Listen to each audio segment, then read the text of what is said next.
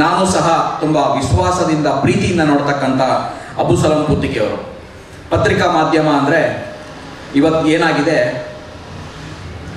ಅನಿವಾರ್ಯವಾಗಿ ವ್ಯಾಪಾರವಾಗಿ ಬದಲಾಗಿದೆ.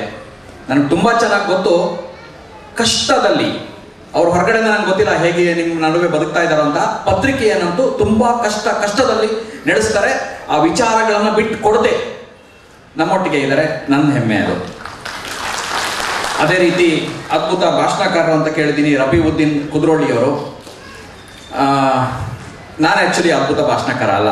ಆ್ಯಕ್ಚುಲಿ ನಾನೊಬ್ಬ ಬರೆಯೋದ್ರಲ್ಲಿ ನನಗೆ ಇಷ್ಟ ಜಾಸ್ತಿ, ಮಾತು ಕಡಿಮೆ ಮುಂಚೆಯಿಂದನು.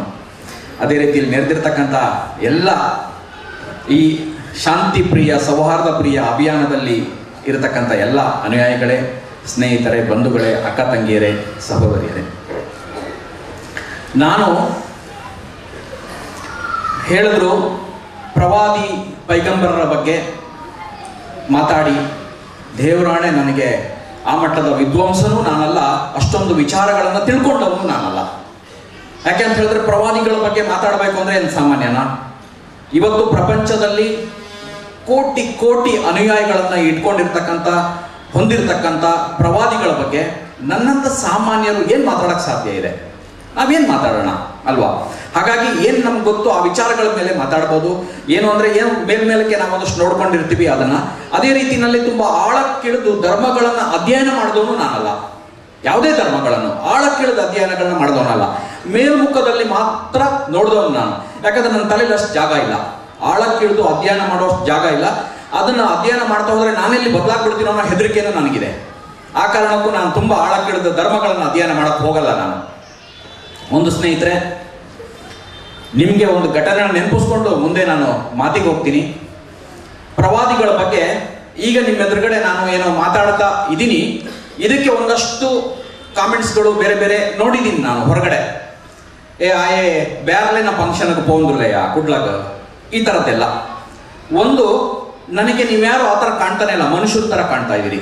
ಈ ಮಾತನ್ನು ಇವತ್ತು ಹೇಳ್ತಾ ಇಲ್ಲ ನಾನು, ಇವತ್ತು ಹೇಳ್ತಾ ಇಲ್ಲ. ನಿಮ್ಮ ಬ್ಯಾರಿಗಳು, ತುರ್ಕರು, ಹಿಂದೂಗಳು ಅಂತ ನಾನು ನೋಡ್ತಾ ಇಲ್ಲ. ಇದು ಈಗ ಅಲ್ಲ, 15 ವರ್ಷಗಳ ಹಿಂದೆ ನಾನು ಪ್ರವಾದಿಗಳ ಬಗ್ಗೆ ಮಾತಾಡೋ ಪ್ರಯತ್ನ ಮಾಡಿದ್ದೆ ಎಲ್ಲೋ ಒಂದು ಕಡೆ ಭದ್ರಾವತಿನಲ್ಲಿ. ಯಾರಾದ್ರೂ ನಿಮ್ಮ ಸ್ನೇಹಿತರು ಮುಸ್ಲಿಮ್ಸ್ ಇದ್ರೆ ಕೇಳಿ ನೋಡ್ಬೋದು. 15 ವರ್ಷಗಳ ಹಿಂದೆ ಯಾವ ಸಭೆನಲ್ಲಿ? ಬಜರಂಗ ದಳದ ಸಭೆನಲ್ಲಿ. ಇದೇ ಥರ ಇಂಡೋರ್ ಸಭೆ ಅದು. ಅಲ್ಲಿ ಎಲ್ಲ ನಮ್ಮ ಆಗಿನ ಅನುಯಾಯಿಗಳು ಇರ್ತಾರೆ, ಅವರಿಗೆ ನಾನು ಪ್ರವಾದಿಗಳ ಬಗ್ಗೆ ಮಾತಾಡಬೇಕು ಅಂತ ಹೊರಡ್ತೀನಿ. ಯಾವ ಕಾರಣಕ್ಕಂದ್ರೆ ಅವತ್ತೇ ನನ್ನ ತಲೆಯಲ್ಲಿ ಇರ್ತಕ್ಕಂಥದ್ದು ಈ ಧರ್ಮದ ದ್ವೇಷ, ಜಗಳಗಳು ಹೋಗಬೇಕು, ಈ ಗೋಡೆಗಳನ್ನ ಬೀಳಿಸ್ಬೇಕು ಅಂತಕ್ಕಂಥ ಸಂಕಲ್ಪ ಅವತ್ತೇ ಇರುತ್ತೆ ನನಗೆ. ನಾನೇನು ಹೇಳ್ತೀನಿ, ಪ್ರವಾದಿ ಪೈಗಂಬರರು ನಿಜವಾಗ್ಲೂ ಒಬ್ಬ ಕ್ರಾಂತಿಕಾರಿ, ಪರಿವರ್ತಕ, ಸಮಾಜವನ್ನು ಬದಲಾಯಿಸಿದವರು.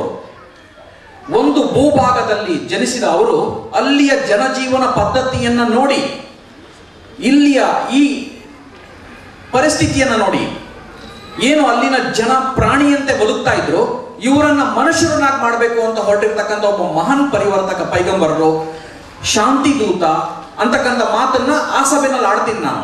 ಅದ್ರ ಬಗ್ಗೆ ಒಂದಷ್ಟು ವಿವರಣೆಗಳನ್ನ ಕೊಡ್ತಾ, ಮಾರನೇ ದಿನ ಒಂದು ಪತ್ರಿಕೆಯಲ್ಲಿ ಬರೀತಾರೆ, ಸಂಘ ಪರಿವಾರಕ್ಕೆ ಸಂಬಂಧಪಟ್ಟ ಒಂದು ಪತ್ರಿಕೆಯಲ್ಲಿ ಬರೀತಾರೆ, ಪ್ರಾಣಿಯಂತೆ ಬದುಕುತ್ತಿದ್ದ ಮಹಮ್ಮದ್ ಪೈಗಂಬರರು ಅಂತ. ಪ್ರಾಣಿಯಂತೆ ಬದುಕುತ್ತಿದ್ದ ಮನುಷ್ಯರನ್ನ ಬದಲಾಯಿಸಿದ ಮಹಮ್ಮದ್ ಪೈಗಂಬರರು ಅಂತ ನಾನು ಹೇಳಿದೆ. ಆ ಪತ್ರಿಕೆಯಲ್ಲಿ ಬರೀತಾರೆ ಪ್ರಾಣಿಯಂತೆ ಬದುಕುತ್ತಿದ್ದ ಮಹಮ್ಮದ್ ಪೈಗಂಬರರು ಅಂತ. ನಾನೇನು ಉದ್ದೇಶ ಇಟ್ಕೊಂಡು ಹೇಳಿದ್ದೆ, ನನ್ನ ತಲೆಯಲ್ಲಿ ಏನಿತ್ತು, ಒಂದು ಒಳ್ಳೆಯ ಅಭಿಪ್ರಾಯ ಬರಬೇಕು ನಮ್ಮವರಿಗೂ ಮಹಮ್ಮದ್ ಪೈಗಂಬರರ ಬಗ್ಗೆ ತಿಳ್ಕೊಳ್ಳುವ ಪ್ರಯತ್ನ ಮಾಡಬೇಕು. ಅವರು ಎಲ್ಲೋ ಒಂದು ಕಡೆ ಇರ್ತಕ್ಕಂಥ ವಿಷವನ್ನ ತೆಗಿಬೇಕು ಅಂತಕ್ಕಂಥದ್ದು. ಆದರೆ ಮಾರನೇ ದಿನ ವ್ಯವಸ್ಥಿತವಾಗಿ ವಿಷವನ್ನ ತುಂಬಿಸ್ಬಿಡ್ತಾರೆ, ವಿಷ ಇಂಜೆಕ್ಟ್ ಆಗತ್ತೆ. ಮಾರನೇ ದಿನ ನನ್ನ ವಿರುದ್ಧ ಪ್ರತಿಭಟನೆಗಳಾಗ್ತವೆ, ಸ್ಟ್ರೈಕ್ಗಳಾಗ್ತವೆ, ಹೇಳಿಕೆಗಳು ಬರ್ತವೆ. ನಾನೇನು ಅನ್ಕೊಂಡಿದ್ದೆ ಅದು ಸಂಪೂರ್ಣ ಬದಲಾಗ್ಬಿಡತ್ತೆ ಪರಿಸ್ಥಿತಿ. ಅಂದ್ರೆ ನಾವು ಇವತ್ತು ಏನ್ ಮಾಡಕ್ ಹೊರಟ್ರು ಅದು ಪರಿಸ್ಥಿತಿ ಬದಲಾಗ್ತಾ ಇದೆ. ಯಾವ ಕಾರಣಕ್ಕೆ ಅಂತ ಹೇಳಿದ್ರೆ ಅಲ್ಲಿ ಬೇರೆನೇ ಉದ್ದೇಶಗಳಿರ್ತವೆ. ಕೊಡಂತಾಯಿನವರು ಮಾತಾಡ್ತಾ ಹೇಳಿದ್ರು, ನನಗೆ ಅವರಿಗೆ ತಿಳಿಸಿದ್ರು ಪ್ರವಾದಿಗಳ ಬಗ್ಗೆ ಇರತಕ್ಕಂಥ ತಪ್ಪು ಕಲ್ಪನೆನ ತೆಗಿಬೇಕು ಅಂತ. ಎಲ್ಲಿದೆ ಈ ತಪ್ಪು ಕಲ್ಪನೆ? ತಪ್ಪು ಕಲ್ಪನೆ ಯಾರಿಗಿದೆ? ತಪ್ಪು ಕಲ್ಪನೆನ ತುಂಬಿಸ್ಲಾಕ ಇಂಜೆಕ್ಟ್ ಮಾಡಲಾಗ್ತಾ ಇದೆ ಅಷ್ಟೇ. ನಿಮಗೆ ಬೇರೆ ಬೇರೆ ತರದ ಕಾರ್ಯಕ್ರಮಗಳನ್ನು ನೋಡ್ತೀವಿ ನಾವು ಸಮಾಜದಲ್ಲಿ ನಡೀತಕ್ಕಂಥ ಬೇರೆ ಬೇರೆ ಕಾರ್ಯಕ್ರಮ. ಇಲ್ಲೊಂದು ಪ್ರೀ ಪ್ಲಾನ್ ಪ್ರೋಗ್ರಾಮ್ ನಡೆಯುತ್ತೆ. ನಾನು ಇಲ್ಲಿರೋರಿಗೆ ಮಾತಾಡಬೇಕು, ಹೊರಗಡೆ ಇರೋರಿಗೆ ಮಾತಾಡಬೇಕು, ನನಗೂ ಗೊಂದಲ ಇದೆ. ಯಾಕಂದ್ರೆ ಇಲ್ಲಿರೋರಿಗೆ ಎಲ್ರಿಗೂ ವಿಚಾರ ಅರ್ಥ ಇದೆ, ಗೊತ್ತಿದೆ. ನಾನು ಯಾರಿಗೆ ಮಾತಾಡಬೇಕು? ಹೊರಗಡೆ ಇರೋರಿಗೆ ಮಾತಾಡ್ಬೇಕು ನಾನು. ಯಾಕಂತ ಹೇಳಿದ್ರೆ ಆ ವಿಷ ತುಂಬಿಸ್ಕೊಂಡಿರೋರು ಹೊರಗಡೆ ಇರ್ತಾರೆ, ಅವರು ಅರ್ಥ ಮಾಡ್ಕೊಳ್ಬೇಕು. ಪ್ರವಾದಿಗಳು ಏನು, ಇಸ್ಲಾಂ ಏನು ಅರ್ಥ ಆಗ್ಬೇಕಾಗಿರೋದು ಅವರಿಗೆ. ಇಂಜೆಕ್ಟ್ ಏನಕ್ಕಾಗಿ ಮಾಡ್ತಾರೆ? ಅಲ್ಲಿ ಹಿಂದ್ಗಡೆ ಫಲ ಇದೆ, ಆ ಹಿಂದ್ಗಡೆ ಅಲ್ಲಿ ಬೇರೆ ತರಹದ ಅಜೆಂಡಗಳಿದಾವೆ, ಪ್ರಾಪರ್ಟಿ ಇದೆ, ಲಾಭಗಳಿದಾವೆ. ಆ ಕಾರಣಕ್ಕೆ ಇಂಜೆಕ್ಟ್. ಹೇಗೆ ಸರಿ ಮಾಡ್ತೀರಿ ಇದನ್ನ? ನೀವು ಯಾವ ರೀತಿಯಲ್ಲಿ ಸರಿ ಮಾಡ್ತೀರಿ ಇದನ್ನ? ಅರ್ಥ ಮಾಡ್ಕೊಳ್ಬೇಕಾಗಿರೋದು ಆ ಹೊರಗಡೆ ಇರ್ತಕ್ಕಂಥ ಜನ ನಾವು ಹೇಗೆ ಇಂಜೆಕ್ಟ್ ಆಗ್ತಾ ಇದ್ದೀವಿ. ಒಂದು ಧರ್ಮ ಕೆಟ್ಟದನ್ನ ಹೇಳತ್ತಾ, ಒಂದು ಧರ್ಮ ಆ ತರದ ಒಂದು ವಿಷಯವನ್ನ ಹೇಳತ್ತಾ? ಹೇಳಿದ್ರೆ ಇವತ್ತು ಕೋಟ್ಯಾಂತರ ಅನುಯಾಯಿಗಳು ಹೇಗೆ ಸೃಷ್ಟಿ ಆಗ್ತಾ ಇದ್ರು, ಹೇಗೆ ಅವರಿಗೆ ಅನುಯಾಯಿಗಳಿದ್ದಾರೆ. ಇವತ್ತು ನಿಮ್ಗೆ ಎಲ್ಲಾ ಧರ್ಮದಲ್ಲೂ ವಿಷಯಗಳು ಇಲ್ಲ ಅಂತಲ್ಲ, ಕೆಟ್ಟದ್ದು ಇದ್ದೇ ಇದೆ. ಈಗ ನಾನು ಬರ್ಬೇಕಾದ್ರೆ ಒಬ್ಬ ಸ್ನೇಹಿತರೊಟ್ಟಿಗೆ ಚರ್ಚೆ ಮಾಡ್ಕೊಂಡು ಬಂದೆ. ಪ್ರವಾದಿಗಳು ಒಂದು ಕೆನ್ನೆ ಕೊಡು ಅಂತ ಹೇಳಿದ್ದಾರೆ, ಆಮೇಲೆ ಇನ್ನೊಂದು ಕೆನ್ನೆ ಕೊಡು ಅಂತ ಹೇಳಿದ್ದಾರೆ, ಅದಕ್ಕೆ ಮೀರಿ ನೀನು ವಾಪಸ್ ಕೊಡು ಅಂತ ಹೇಳಿದ್ದಾರೆ ಅಂತೇಳಿ ಒಂದು ಚರ್ಚೆ ಮಾಡ್ಕೊಂಡು ಬರೋದು. ಯಾರೋ ನನ್ನ ಸ್ನೇಹಿತರು ಹಿಂಗೆ ಮಾತಾಡ್ತಾ ಹೇಳ್ತಾ ಇದ್ರು. ಇದೇ ಇವತ್ತು ಅವರು ಪ್ರಾಪರ್ಟಿ ಆಗ್ತಾ ಇರೋದು. ಇದನ್ನು ಹೋಗ್ಲಾಡಿಸ್ಬೇಕು ಅನ್ನೋದೇ ರಫೀವುದ್ದೀನ್ ಕುದ್ರೋಳಿ ಅವರ ಉದ್ದೇಶ ಅಂತ ಅನ್ಕೊಳ್ತೀನಿ. ಶಾಂತಿಯ ಸೌಹಾರ್ದತೆಯ ದಾರಿಯಿಂದ ಮಾತ್ರ ಬಾಯಿ ಮುಚ್ಚೋಕ್ ಸಾಧ್ಯ. ಯಾರು ಇವತ್ತು ವಿಷವನ್ನ ಇಂಜೆಕ್ಟ್ ಮಾಡ್ತಾ ಇದ್ದಾರೆ, ಆ ವಿಷವನ್ನ ಇಂಜೆಕ್ಟ್ ಮಾಡುವವರ ಕೈಯನ್ನ ತಡಿಬೇಕು ಅಂದ್ರೆ ಒಂದೇ ದಾರಿ, ಶಾಂತಿ ಮತ್ತು ಸೌಹಾರ್ದತೆ. ಇತ್ತೀಚೆಗೆ ಅಯೋಧ್ಯೆ ವಿಚಾರದಲ್ಲಿ ಕಾರ್ಯಕ್ರಮಗಳು ನಡೀತವೆ ಎಲ್ಲ ಕಡೆ. ಅಯೋಧ್ಯೆ ವಿಚಾರದಲ್ಲಿ ಕಾರ್ಯಕ್ರಮಗಳು ನಡೆಯುವಾಗ ಮುಂಚೆನೆ ನಾನು ಅದನ್ನ ಹೇಳಿದ್ದೆ, ಅಯೋಧ್ಯೆನಲ್ಲಿ ಯಾರ್ದು ಅಬ್ಜೆಕ್ಷನ್ ಇಲ್ಲ ಸ್ವಾಮಿ, ನಿಮ್ಗೆ ರಾಮ ಮಂದಿರ ಕಟ್ಟೋದಕ್ಕೆ ಯಾರ್ದು ಅಬ್ಜೆಕ್ಷನ್ ಇಲ್ಲ. ಅಲ್ಲಿ ಯಾರು ಹಾಕಿರ್ತಕ್ಕಂಥ ಕೇಸ್ ಹಾಕಿರ್ತಕ್ಕಂಥ ಆನ್ಸರಿನೇ ಒಂದ್ಸಲ ಕಟ್ಟಿ ಸ್ವಾಮಿ ಅಂತ ಹೇಳ್ತಾ ಇದ್ದಾರೆ. ಅಯೋಧ್ಯೆ ಮಂದಿರನ ಒಂದ್ಸಲ ಕಟ್ಟಿ ಬಿಡಿ, ನೀವು ಒಂದ್ಸಲ ಮುಗಿದು ಹೋಗ್ಬಿಡ್ಲಿ ರಕ್ತ ಪಿಪಾಸು ರಾಜಕೀಯ. ರಾಮನ ಹೆಸರಿನಲ್ಲಿ ನಡೀತಕ್ಕಂಥ ಈ ಅನ್ಯಾಯಗಳು ನಡೆದೋಗ್ಲಿ. ಯಾಕಂದ್ರೆ ರಾಮ ಹುಟ್ಟಿದ ನಾಡಿನಲ್ಲಿ ಹುಟ್ಟಿದವನು ನಾನು, ನನಗೆ ಈ ರಕ್ತ ನೋಡಕ್ ಆಗ್ತಾ ಇಲ್ಲ ಅಂತೇಳಿ ಅನ್ಸಾರಿ ಅಲ್ಲಿರ್ತಕ್ಕಂಥ ನ್ಯಾಸದ ಗುರುಗಳಿಗೆ ಬರೆದು ಕೊಡ್ತಾರೆ. ರಾಮ ಮಂದಿರ ಕಟ್ಟೋದಕ್ಕೆ ನನ್ನ ಅಬ್ಜೆಕ್ಷನ್ ಇಲ್ಲ ಅಂತ ಸುಪ್ರೀಂ ಕೋರ್ಟ್ಗೆ ಅಪೀಲ್ ಮಾಡಿ ಅಂತ ಮಾಕಿದ ಮೇಲೂ ಸಹ ವಿಶ್ವ ಹಿಂದೂ ಪರಿಷತ್, RSS ಕಡೆಯ, ಬಿಜೆಪಿ ಕಡೆಯ ಅಡ್ವೊಕೇಟ್ ಅಂದ್ರೆ ಅಲ್ಲಿಯ ನಾಯಕರನ್ನ ಕರೆದು ನ್ಯಾಸ ಗುರುಗಳು ಮಾತಾಡಿದ್ರೆ ಬರೋದೇ ಇಲ್ಲ. ಅವ್ರು ಯಾರು ಯಾವುದಕ್ಕೂ ಬರೋದಿಲ್ಲ, ಮುಂದಕ್ಕೆ ಹೆಜ್ಜೆ ಇಡೋದಿಲ್ಲ. ಜನಾಂದೋಲನ ಸಭೆಗಳು ನಡೆಯುತ್ತೆ ಇಡೀ ಕರ್ನಾಟಕದ ಸುತ್ತ, ದೇಶದ ಸುತ್ತ. ಜನಾಂದೋಲನ ಯಾವುದಕ್ಕೆ? ಅಯೋಧ್ಯೆಯಲ್ಲಿ ರಾಮ ಮಂದಿರ ಕಟ್ಟಿ ಅಂತ ಒತ್ತಾಯ ಮಾಡಿ. ಯಾರನ್ನ ಮಾಡ್ಬೇಕು ಒತ್ತಾಯ? ನೀವು ನರೇಂದ್ರ ಮೋದಿಯನ್ನ ಮಾಡಬೇಕು, ಇನ್ಯಾರನ್ನ ಮಾಡಬೇಕು. ಆದ್ರೆ ನೀವು ಯಾರನ್ನ, ಯಾವ ವಿಚಾರ ಇಟ್ಕೊಂಡು ಮಾತಾಡ್ತೀರಿ? ಇಸ್ಲಾಂ ಭಯೋತ್ಪಾದನಾ ಧರ್ಮ, ಮಸೀದಿ ಭಯೋತ್ಪಾದನಾ ಚಟುವಟಿಕೆ, ಇಡೀ ಮುಸಲ್ಮಾನರು ಭಯೋತ್ಪಾದಕರು. ಏನು ಉದ್ದೇಶ ಆಗಿದ್ರೆ ಇದು ಯಾರು ಅರ್ಥ ಮಾಡ್ಕೊಳ್ಬೇಕು? ಹೊರಗಡೆ ಇರುವವರು ಅರ್ಥ ಮಾಡ್ಕೊಳ್ಬೇಕು. ಏನು ಉದ್ದೇಶ ಇದೆ ಇದ್ರ ಹಿಂದ್ಗಡೆ? ಮುಸಲ್ಮಾನರು ರಿವರ್ಟ್ ಆಗಬೇಕು, ಮುಸಲ್ಮಾನರು ಬೀದಿಗಿಳಿಬೇಕು, ಮುಸಲ್ಮಾನರು ಗಲಾಟೆ ಮಾಡಬೇಕು. ಈ ಗಲಾಟೆನಲ್ಲಿ ನಾವು ಚಳಿ ಕಾಯಿಸ್ಕೊಳ್ಬೇಕು, ಇದರಲ್ಲಿ ನಾವು ರಾಜಕೀಯ ಮಾಡಬೇಕು. ಇಲ್ಲಿ ಒಂದು 2 ಹೆಣ ಮುಸಲ್ಮಾನರದು, 2 ಹೆಣ ಹಿಂದೂಗಳದ್ದು ಬೀಳಬೇಕು. ಆ ಹೆಣದಲ್ಲಿ ನಾವು ರಾಜಕೀಯ ಮಾಡಬೇಕು. ಇದನ್ನ ಯಾರು ಅರ್ಥ ಮಾಡ್ಕೋಬೇಕು? ಈ ವಿಚಾರ ಯಾಕೆ? ಅಯೋಧ್ಯೆಯ ಸಭೆಯಲ್ಲಿ ಮುಸಲ್ಮಾನ ವಿಚಾರಗಳು ಯಾಕೆ? ಅಯೋಧ್ಯೆಯ ವಿಚಾರದಲ್ಲಿ ಮುಸಲ್ಮಾನ ಧರ್ಮದ ಬಗ್ಗೆ ಈ ರೀತಿ ಅವಹೇಳನಕಾರಿಯಾಗಿ ಡೈರೆಕ್ಟ್ ಆಗಿ ಇದುವರೆಗೆ ನಡೀತಾ ಇರಲಿಲ್ಲ, ಗೊತ್ತಿರಲಿ ನಿಮ್ಗೆ. ಇದುವರೆಗೆ ಬೇರೆ ಬೇರೆ ಸಭೆಗಳೆಲ್ಲ ಮಾಡಿದಾಗ ಇಂಡೈರೆಕ್ಟ್ ಆಗಿ ಅಟ್ಯಾಕ್ ಮಾಡ್ತಾ ಇದ್ರು. ಈ ಬಾರಿ ಡೈರೆಕ್ಟ್ ಆಗಿ ಅಟ್ಯಾಕ್ ಮಾಡಿದ್ದಾರೆ. ಒಂದಂತೂ ನಾನು ಈ ವಿಚಾರದಲ್ಲಿ ಅಭಿನಂದನೆ ಹೇಳ್ತೀನಿ ಮುಸ್ಲಿಂ ಸಂಘಟನೆಗಳಿಗೆ, ಮುಸ್ಲಿಂ ಎಲ್ಲಾ ಸಂಘಟನೆಗಳು. ನಾನು ಅನ್ಕೊಂಡಿದ್ದೆ ಏನಪ್ಪ ಒಟ್ಟು ಬೀದಿಗಿಳಿತಾರೆ, ಏನೇನೋ ಮಾಡಿ ಇವ್ರಿಗೆ ಆಹಾರ ಕೊಡ್ತಾರೆ, ಇವ್ರಿಗೆ ಏನಪ್ಪ ಇವರೇ ಪ್ರಾಪರ್ಟಿ ಆಗ್ಬಿಡ್ತಾರಲ್ಲ ಅಂತ ನನಗೊಂಥರ ಹೆದರಿಕೆ. ದೇವರ ದಯದಿಂದ ಈ ಬಾರಿ ಯಾವ ಮುಸಲ್ಮಾನ ಸಂಘಟನೆಗಳು ಈ ವಿಚಾರನ ಬೀದಿಗಿಳಿಲಿಲ್ಲ, ಗಲಾಟೆ ಮಾಡಲಿಲ್ಲ. ಆ ಕಾರಣಕ್ಕೆ ನಾನು ವಿಶೇಷ ಅಭಿನಂದನೆ ಹೇಳ್ತೀನಿ. ಎಲ್ಲ ಮುಸಲ್ಮಾನ ಸಂಘಟನೆಗಳಿಗೆ ನಾನು ವಿಶೇಷವಾಗಿ ಅಭಿನಂದನೆ ಹೇಳ್ತೀನಿ. ಅಲ್ಲ, ಇವತ್ತು ಇಡೀ ವ್ಯವಸ್ಥೆ, ಇಡೀ ಇದನ್ನ ನಾವೆಲ್ಲ ನೋಡ್ತಾ ಇದ್ರೆ ಹೇಗೆ ನಡೀತಾ ಇದೆ, ಯಾವ ರೀತಿ ಆಗ್ತಾ ಇದೆ. 1 ಪಾಯಿಂಟ್ ಪ್ರೋಗ್ರಾಮ್ ನಡೀತಾ ಇರೋದೇ ಇಲ್ಲಿ ಪ್ರವಾದಿಗಳ ಅವಹೇಳನ, ಬೇರೆ ಎಲ್ಲವೂ ಸಹ ಯಾಕೆ ನಡೀತಾ ಇದೆ ಅಂದ್ರೆ ಇಲ್ಲಿ ಜಾಗೃತಿಯ ಪ್ರಶ್ನೆನೇ ಬರಲ್ಲ. ಜಾಗೃತಿ ಎಲ್ರಿಗೂ ಇದೆ. ಯಾರು ಇದನ್ನ ಬಿಲ್ಟ್ ಮಾಡ್ತಾ ಇದ್ದಾರೆ ಅವರಿಗೂ ಜಾಗೃತಿ ಇದೆ, ಅವರಿಗೂ ಗೊತ್ತಿದೆ. ಎಲ್ಲಾ ಧರ್ಮಗಳು ಸಹ ಅದನ್ನ ಹೇಳಿದವೆ. ಯಾವುದನ್ನು ಹೇಳಿದವೆ? ಒಂದು ಭಾಗದಲ್ಲಿ ಕ್ರಾಂತಿಯನ್ನ ಹೇಳಿದೆ, ಅರ್ಜುನ ಯುದ್ಧ ಭೂಮಿನಲ್ಲಿ ನನ್ನ ಬಂಧುಗಳ ಎದುರು ನಾನು ಶಸ್ತ್ರ ಎತ್ತೋದಿಲ್ಲ, ನನ್ನ ದೊಡ್ಡಪ್ಪನ ಎದುರು ನಾನು ಶಸ್ತ್ರ ಎತ್ತಕ್ಕೆ ಸಾಧ್ಯ ಇಲ್ಲ, ನನ್ನ ಚಿಕ್ಕಪ್ಪನ ಎದುರು ಸಾಧ್ಯ ಇಲ್ಲ, ನನ್ನ ಬಂಧು ಬಳಗದ ಎದುರು ನಾನು ಶಸ್ತ್ರ ಎತ್ತಕ್ಕೆ ಸಾಧ್ಯ ಇಲ್ಲ ಅಂತ ಹೇಳಿದಾಗ ಶ್ರೀಕೃಷ್ಣ ಏನ್ ಹೇಳ್ತಾನೆ? ಅವರು ನಿನ್ನ ಬಂಧುಗಳು ಅಲ್ಲ, ಅವರು ನಿನ್ನ ಯಾವ ಸಂಬಂಧಿಕರು ಅಲ್ಲ, ಅವರು ಅಧರ್ಮೀಯರು, ನೀನು ಧರ್ಮೀಯ.